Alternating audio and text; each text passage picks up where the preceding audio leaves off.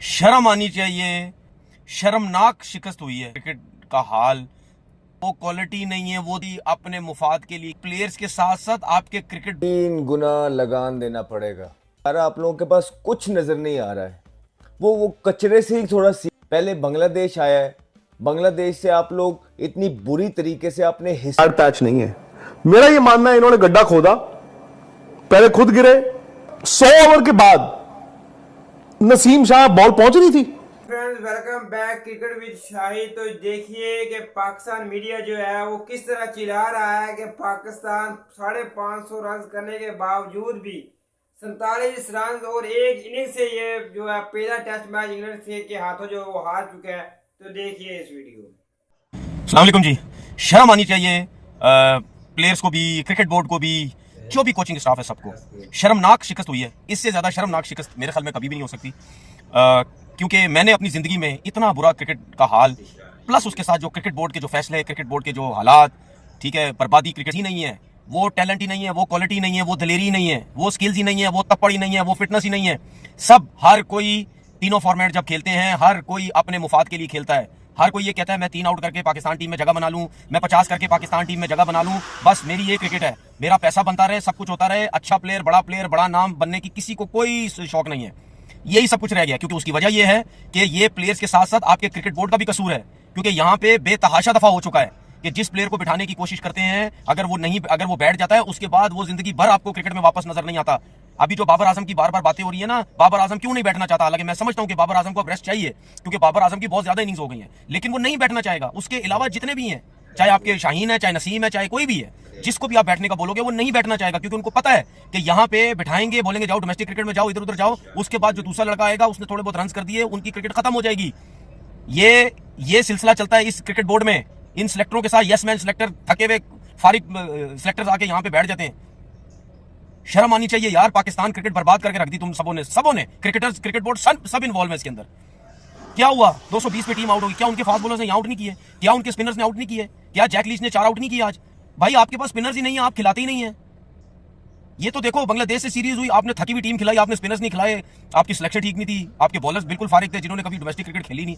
तो यार कैसे चीजें ठीक होंगी? मुझे ये कोई आके बता दे कि भाई हम पागल के बच्चे हैं, हम कौन हैं जो टीवी पे बक बक करते रहते हैं हर टाइम, भौंकते रहते हैं हर टाइम हम लोग कि यार ये चीजें बेहतर करो, ये चीजें बेहतर करो, इन चीजों को बेहतर करो। आपकी पाकिस्तान क्रिकेट बहुत ज्यादा नीचे होती जा रही है यार। दूसरों की क्रिकेट देखो, दूसरों की स्किल्स देखो, दूसरों की फिटनेस लेवल देखो, अप्रोच देखो। टीम के लिए खेलते हैं, मुल्क के लिए खेलते हैं, हम किस लिए खेल रहे हैं? हम किस लिए खेल रहे हैं? अगर बाबर आजम को मिसाल के तौर पर रेस्ट करने की बात होती है, तो आपका रमीज राजा साहब बैठ के ये बात कर रहा है कि यार उससे पूछना पड़ेगा। बाबर आजम से पहले पूछेंगे कि यार तुम रेस्ट करना चाहते हो या नहीं रेस्ट करना चाहते। अबे भाई ये कौन सी लॉजिक है? अगर बाबर को रेस्ट चाहिए तो चाहिए ना यार, आप उसको रेस्ट करवा दो। ऐसा नहीं है कि बाबर आजम देखें इस टाइम कुछ भी आउट ऑफ फॉर्म है, कुछ भी है, 1-2 मैचेस में रन करेगा, 100% सिलेक्टर उसको वापस लेके आ जाएंगे कि भाई अभी 4 डे क्रिकेट में रन करने लगे, इसको वापस लेके आओ, हमें जरूरत है अभी उसकी। ऐसा नहीं है कि बिल्कुल बाहर हो जाएगा वो, लेकिन ऐसे स्टेप लेने पड़ेंगे हमें। बॉलर्स शाहीन, नसीम, भाई फारिग करो इन सबों को। ये किसी काम के नहीं है टेस्ट क्रिकेट के यार, ये किसी काम के नहीं है। मुझे लगता है सबों के जो है ना वो दिमाग खराब हो चुके हैं कि भाई हमारे बगैर पाकिस्तान टीम चल नहीं सकती। चेंजिंग करो अभी। इंग्लैंड के अगेंस्ट अगर दूसरा टेस्ट मैच है, क्यों नहीं खेल सकता नया लड़का? मुझे ये समझ नहीं आती क्यों नहीं खेल सकता। क्या मेरा जब डेब्यू हुआ था, मेरा डेब्यू दुनिया की टॉप क्लास टीम के खिलाफ हुआ था, साउथ अफ्रीका के, क्या मैंने 6 आउट नहीं किए थे? क्या मुझे बॉलिंग नहीं करनी आती थी? बॉलिंग करनी आती थी तो फटा विकेट पे अबू धाबी में 6 आउट किए थे ना। इसी तरीके से जो आपके पास कामरान गुलाम हुरैरा है, जो और फास्ट बॉलर, मीर हमकी बैटिंग में और आपकी बैटिंग में जमीन आसमान का फर्क है, तो क्या इससे अच्छा अपना पाकिस्तानी कोच ना लगा ले? वही सब कुछ। अच्छा कोच, बैटिंग की मैं बात कर रहा हूँ, आपके पास बैटिंग कोच ही नहीं है। कौन है बैटिंग कोच आपकी पाकिस्तान टीम के अंदर? अजहर महमूद। और वो तो खुद स्ट्रगल कर करके इंटरनेशनल क्रिकेट खेला, वो जितनी भी खेला, कभी उससे रन हो जाते थे, कभी उससे आउट होते। छोड़ो यार, भगाओ इन लोगों को भाई, इन लोगों का काम नहीं है। बैटिंग कोच आपके पास है नहीं। अब मुझे एक बात बताओ, अगर आपका बाबर स्ट्रगल कर रहा है या कोई स्ट्रगल साउथ स्लो खेल रहा है या कोई भी स्ट्रगल कर रहा है, तो आपके पास बैटिंग कोच हो ना, जो उसको फौरन उसी टाइम बताया। ये प्रैक्टिस सेशन में बाबर आजम को बताया कि भाई आपकी वीकनेस पकड़ी जा रही है, आप विद इन स्टंप बहुत प्रॉब्लम में आ रहे हैं। चाहे स्पिनर का बॉल हो, आम बॉल आपसे चेक नहीं हो रहा, अगर फास्ट बॉलर का बॉल अंदर आता है तो आपसे प्रॉब्लम हो रही है। तो कौन बताएगा बाबर आजम को? बाबर आजम को इतना बड़ा सुपरस्टार थोड़ी बन गया कि वो हर चीज खुद ठीक करेगा। भाई सचिन तेंदुलकर हो गया या विराट कोहली हो गई, और जितने बड़े प्लेयर भी खेलते हैं ना, विराट तो भी खेल रहा है, जब सचिन भी खेलता था उनके साथ भी 3 गुना लगान देना पड़ेगा। 3 गुना। आपको पाकिस्तान टीम को मशवरा यह है कि थोड़ी सी मोटिवेशन के लिए आप लोग लगान मूवी देखिए, अगर आपने नहीं देखी, ठीक है, कि किस तरह उन्होंने परफॉर्मेंसेस दी थी। क्योंकि मसला ये था कि उनको लगान जो था अपनी जेबों से देना पड़ना था, लेकिन आपका जो लगान है आपकी जेबों से तो जाना नहीं है। पाकिस्तान क्रिकेट बोर्ड ने देना है, 4th रिचेस्ट क्रिकेट बोर्ड है, वो देगा। आप लोग आराम से चिल करिए, लम्बे पड़िए आप ग्राउंड में जिस तरह पढ़ते जा रहे हैं, सुकून से चिल एंजॉय पिकनिक करें, कोई मसला नहीं है, कोई बेइज्जती वाली बात नहीं है। और यार आप लोगों के पास कुछ नजर नहीं आ रहा है। वो कचरे से ही थोड़ा सीख लें, कोई कचरा जैसा बॉलर ले आए, वो जिसने इंग्लैंड की टीम को उनके आउट कर दिए थे। तो आप उसी तरह से मोटिवेशन ले लें, कोई उस तरह का बॉलर नहीं मिल रहा कोई, क्योंकि आपके जो स्पिनर है वो तो चाय पानी पे लग गए हैं, उनको तो आपने चाय पानी पे लगा दिया है। तो उससे कचरे से थोड़ी सी मोटिवेशन ले लें कि किस तरह उसने आउट किए थे। यार कोई खुदा का खौफ होता है। आप लोगों ने मजाक बना लिया है, जो आता है आपको जो है ना मंदिर के घंटे की तरह बजाता है और चला जाता है। पहले बांग्लादेश आया है, बांग्लादेश से आप लोग इतनी बुरी तरीके से आपने हिस्ट्री बनवाई है, हिस्ट्री में पहली दफा आप बांग्लादेश से हारे हैं, व्हाइट वॉश करवाया है। उसके बाद जो है ना इंग्लैंड के खिलाफ आप इतनी बुरी और घटिया और बुज़दिल परफॉर्मेंस दे रहे हैं। यार कोई आप लोगों को शर्म हया नहीं है, कोई आपका एटीट्यूड नजर नहीं आ रहा, कोई लग नहीं रहा। कोई आता है, कोई जान मारता हुआ नजर आता है, कोई बॉलर है जितना मर्जी फ्लैट पिच है आते हैं, कोई घुरी कराता है, कोई बाउंसर्स मारता है, 3-3 4-4 बाउंसर इकट्ठे मारता है, कुछ नजर नहीं आता, फ्लैट पड़े में 125-25 30-30 की पेस हो गई है सबकी और कोई चक्कर नहीं है। वो दूसरे उसी पिच के ऊपर जो है ना आके आपको इस तरह तकनीक का नाच नचाते हैं, आपको रेत की दीवार की तरह ढेर करके चले जाते हैं। एक एक सेशन के अंदर आप लोग 6-6 आउट हो जाते हैं, पैर आप लोगों के हिलते नहीं है 2 दिन फील्डिंग करके। और आप लोग जो है ना, आप लोग अपनी तरफ से सो कॉल्ड प्रो प्लेयर्स बने हुए हैं, आप लोगों ने और किसी को टीम के अंदर आने नहीं दिया और आप लोग ने खेलना है सारी चीजें। थोड़ा सा प्रेशर आपसे सस्टेन नहीं होता, पूरे पाकिस्तान को आपने सोशल मीडिया पे पागल बनाया हुआ है। लेकिन अब आप एक्सपोज हो चुके हैं, अब टाइम आ गया कि पूरी दुनिया को आपको जान बैठी है और अब आपको तब्दीलियां करनी पड़ेंगी। अब आप यूं चल नहीं सकते हैं, ऐसा नहीं चल पाएगा। आपकी टीम 8वें नंबर पे चली गई है, इससे नीचे आप क्या जाएंगे, आपको करनी पड़ेंगी तब्दीलियां।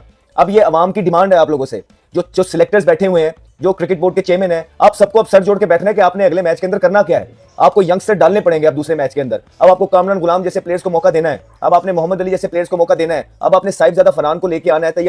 तो यही हाल होने थे। आपने इस तरह का पिच बनवा के भी आप जो है ना पहले ही बुज़दिलों की तरह गए हैं, डिफेंसिव माइंडसेट से गए हैं। आप लोग इस तरह कभी जीत ही नहीं सकते हैं जब आप शुरू से डिफेंसिव माइंडसेट के साथ जाएंगे कि हम कहीं हार ना जाएं, ड्रॉ हो जाए, हम बाहर हो जाएंगे, हमारी कप्तानियां चली जाएंगी, हम टीम से बाहर हो रहे हैं, परफॉर्मेंस करनी है। कर ली परफॉर्मेंस आप लोगों ने, हो गए खुश, आप लोग पाकिस्तान का नाम रोशन करवा दिया। ऊपर से शान मसूद एक वाहिद कप्तान बन गए हैं जो 6 टेस्ट मैच लगातार हार गए, पहले 6 में से 6 टेस्ट मैच लगातार हार गए। इसके बावजूद भी इनको और मौके देने रहने दीजिए। हम कुछ ज्यादा बोलते नहीं है, चीजों का तो बहुत ज्यादा पता है सबको, लेकिन हम थोड़ा सा फिर भी ख्याल और लिहाज करते हैं। लेकिन आप भी थोड़ा खुदा का वास्ता है उन लोगों को जो इन लोगों को बना देते हैं, वो इनसे ये तवक्को करते हैं कि पाकिस्तान की क्रिकेट को यही वे फॉरवर्ड है। ये वे फॉरवर्ड नहीं है। आप इस तरह ज्यादती कर रहे हैं पाकिस्तान की आवाम के साथ, पाकिस्तान के प्लेयर्स के साथ। आप मेरिट का कत्लेआम कर रहे हैं इस तरह की चीजें करके। एटीट्यूड ही नहीं है आप लोगों का, कोई ख्याल नहीं है, क्योंकि आपको पता है आपकी अकाउंटेबिलिटी नहीं है। आप लोगों ने खेलना, टीम बदलनी नहीं है, उन्होंने यंगस्टर्स को खिलाना नहीं है। तो बस आप लोगों को यह सब कुछ खुद लगा हुआ है, लगाई रखें। पहले भी इतनी देर लगाई रखा, आगे और लगाई रखेंगे। आपसे पहले वाले भी यही करते रहे, आप भी यही कर रहे हैं। पाकिस्तान आपके हाथ में चढ़ गया है और उसके बाद जो है ना जो आ रहा है उसके मजे लेके जाई जा रहा है। बहुत अच्छी बात है। आप जरा आए, बाहर आए, जरा लोग देखें कितने अच्छे हसीन लफ्जों में आपको याद कर रहे हैं, आपकी टीम को याद करते हैं। आए जरा सुने इनकी बातें आके, वो किन किन अल्फाजों में आपको याद कर रहे हैं। कितना मुश्किल हो गया है कहीं आके इंसान कोई अच्छा काम भी करने आया हो, लोगों को फेस करना कितना मुश्किल है। कोई आपको अंदाजा नहीं है, कोई पता नहीं है। बातें करते थे ये तो भाई टेक्निक पर ही अब पकड़ रखा है इनको दुनिया ने। और बाबर आजम के रन नहीं आ रहे हैं, 18 इनिंग्स हो चुकी है, ठीक है ना जी, 18 इनिंग्स हो गई है, 50 है।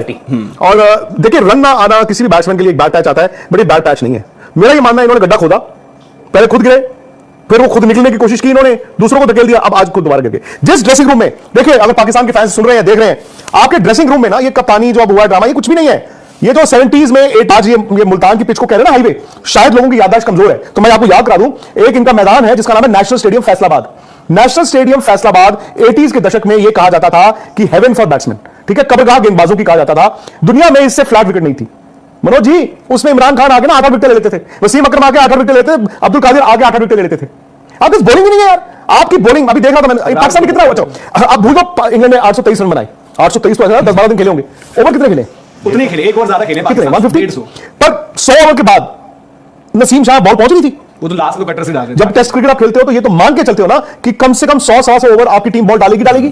कम से कम मैं कह रहा हूं 100-125 ओवर, यानी कि आप एक फास्ट बॉलर 22-23 ओवर नहीं डाल सकता एक इनिंग में, उनकी बॉल नहीं पहुंच। बना रहा है कोई 250 प्लस बना रहा है, और वहां पे हमारे शेर जवान आते हैं, हमारे किंग आते हैं, हमारे ब्रेडमैन आते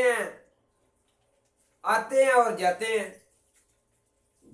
ये हालत हो गई है हमारी टीम की कि जो फाटा विकेट थी, हमने तो उस वक्त ही सोच लिया था कि जिस पिच के ऊपर हमारे बैट्समैनों ने 550 रन बना दिए हैं, तो वहां पे इंग्लैंड के बैट्समैन क्या करेंगे हमारे साथ।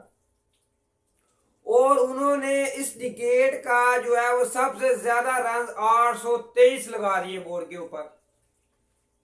और फिर वही हुआ जो हमारे साथ हमेशा से होता आया है, जो चौथे या 5वें रोज हमारे साथ होता है कि हमारी टीम जो है वो ना स्पिन खेली जाती है ना फास्ट बॉलिंग खेली जाती है। उसी पिच के ऊपर जस्ट 10 मिनट पहले जगह पे उनके बैट्समैन आउट नहीं हो रहे थे, 10 मिनट के बाद हमारे बैट्समैन को बॉल की समझ ही नहीं आ रही थी।